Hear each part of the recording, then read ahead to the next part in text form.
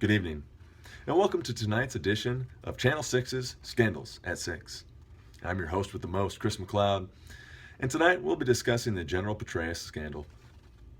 As you all know, there's no scandal better than one with sex, drugs, and rock and roll, but tonight we're going to dig a little bit deeper and look at the ethical impact that four-star General David Petraeus had when he chose to have an affair with his biographer, Paula Broadwell.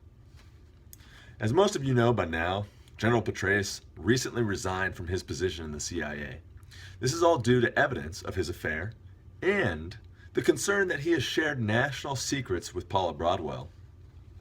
So how does this affect the U.S. in regards to ethics? Well, think about this. Most of the men and women who served under the general have a new slogan.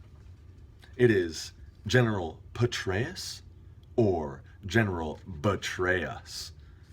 And that's how the men and women in the armed forces feel. They feel that they've been betrayed. Betrayed by a man who is supposed to exemplify honor, integrity, and service before self. It is important for organizations to develop values and ethics in order to help steer their employees in the directions of their strategic vision. In a recent study by Mr. Valentine, Mr.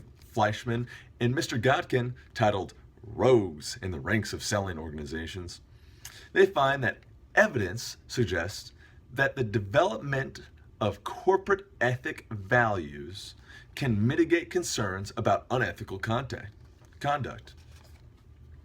But let's be honest, people, the military has already done this. For years, each branch of the armed service has had a set of core values designed to help steer their members in the right ethical direction.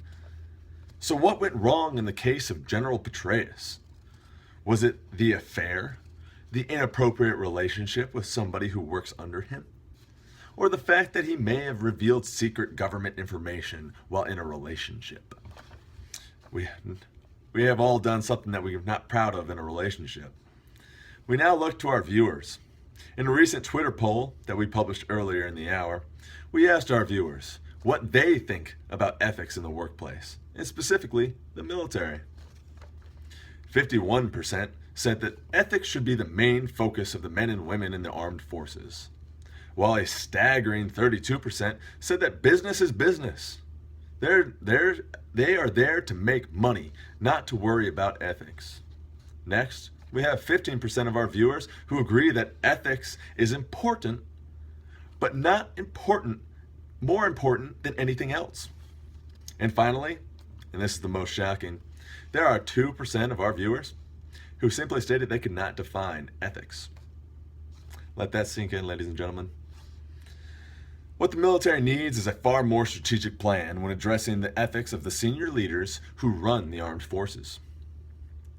Mineiro and Jones, the two authors of Workplace Romance 2.0, talk a lot about how workplace romance can quickly become inappropriate.